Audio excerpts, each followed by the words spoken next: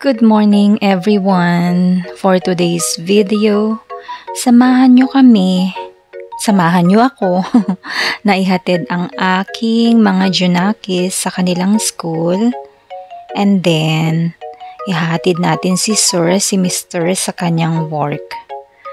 Maaga pa, ayan, sikat na si Haring Araw. Going to school, umaalis kami sa bahay ng 6:40 ng umaga. Kasi pag inabutan kami ng 6:45, 6:50 at naabutan kami ng traffic, maiipit na kami at mahihirapan na kami dahil malilate si Mr. sa kanyang work. And by the way, si Mr. ay walang car today dahil ang kanyang car ay nasa garage for AC. Nagka-problema sa AC, and since super init na nga po ng weather dito sa UAE, hindi pwede na walang AC dahil 49 degrees ang init. So talaga namang maluluto ka kung walang AC ang iyong car.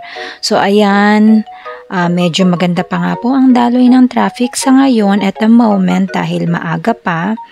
Dahil target namin before 7 AM nasa school sila. Kaya, ayan, maganda pa. Hindi pa siya ganun ka-traffic sa kanilang school. And around 15 minutes lang naman ang travel from our house going to their school. Kung walang traffic, 15 minutes yan kaya. And dahil ang work ni Mr. ay medyo malayo nga, ayan. Bye. Na kay ate na. Pababa muna dito sila Junakis dahil hindi na kami iikot sa kanilang front ng school dahil malayo pa, matatraffic kami pagka umikot pa kami. Kaya maglalakad na lang sila dyan. Malapit lang naman, tapat ng school nila. Ayan. Going to his work, wala rin naman gaanong traffic lalo na pag nasa way ka na ng going to Al Ain Airport, mas mabilis na. And nakakalibang ang biyahe going to their place, to their work, kasi maganda ang paligid, maganda ang tanawin, and walang traffic. Diretso lang. Yun. Yun ang kagandahan dito sa UAE. Yung traffic na tinatawag is nagmo-move. Yung traffic na tinatawag dito is maipit ka ng 5-10 minutes, traffic na yon. Pero sa Pilipinas, yung traffic na tinatawag is maiipit ka ng 1 hour to 2 hours. Yun ang traffic sa Pilipinas. Pero dito, 5-10 minutes na maipit, yun ang traffic. Yan, see? Look at this place.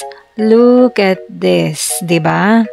So heaven and so nice to travel kapag ganito. And the speed limit from this area is 120.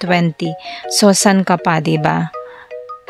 Kaya ang mga nagda-drive dito, driving 120, 100 ang speed niya. So mabilis talaga. Sa atin, sa Pilipinas, ang speed is 40, 60, mabilis na. Lalo na sa probinsya sa amin sa Nueva Ecija, kahit sa highway, ang daming tricycle. Sila pa yung mga nakagitna, kaya hindi ka makapag-speed ng more than 60. Pero dito, tingnan mo naman. Ang ganda ng daan and ang speed is 100, 120. Kaya hindi ka maiinip. Nandito na nga tayo sa work ni Mr. Magka-clock in lang siya dyan and then ihahatid pa natin siya sa kabilang area, sa kabilang site. And by the way, sorry kung naka-blurry itong part na to kasi hindi siya pwedeng ipakita dahil ito ay nasa loob tayo ng airport road and bawal daw. Kaya sorry. Yan, nandito na siya. Bumaba na ako dyan para ako na ang magdadrive. Going back to home. Yan. Makikita nyo si Haring Araw. At this moment, past 7 AM, masarap ang weather pero mainit na rin. O diba, ayan. Bumaba na si Araw. And look at that, ang ganda ng view, 'di ba?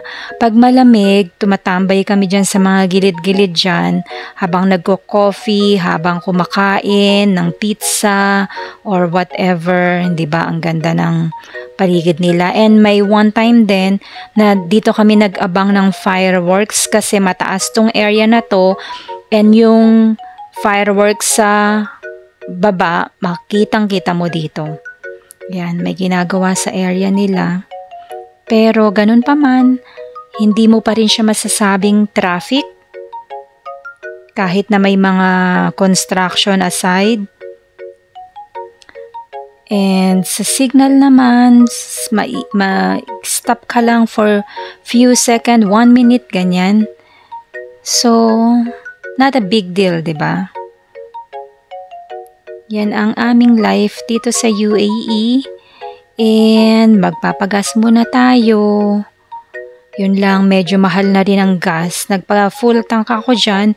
And inabot din siya ng 200 plus dirhams, which is like around 3,000 in peso maybe.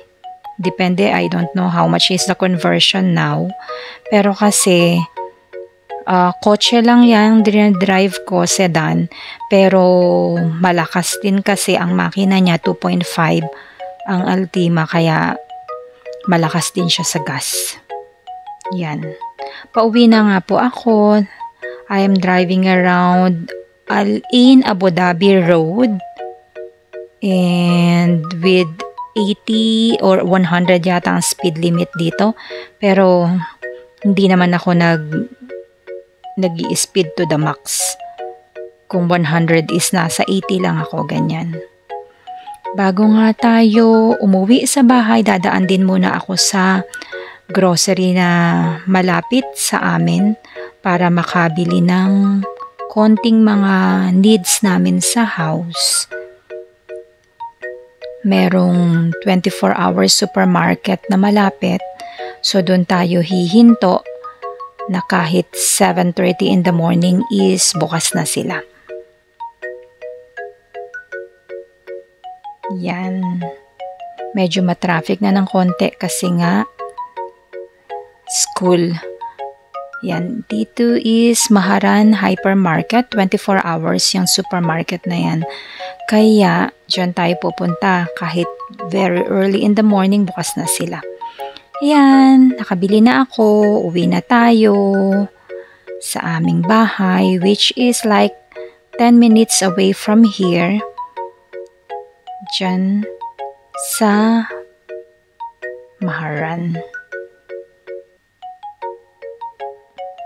This is Remal Mall on my left side, left front, yes, that one. And very near to my place. Yan, dito na tayo, malapit sa aming bahay. Salamat sa pagsama sa akin, paghatid sa aking mga anak, and paghatid kay Mr. sa kanyang work.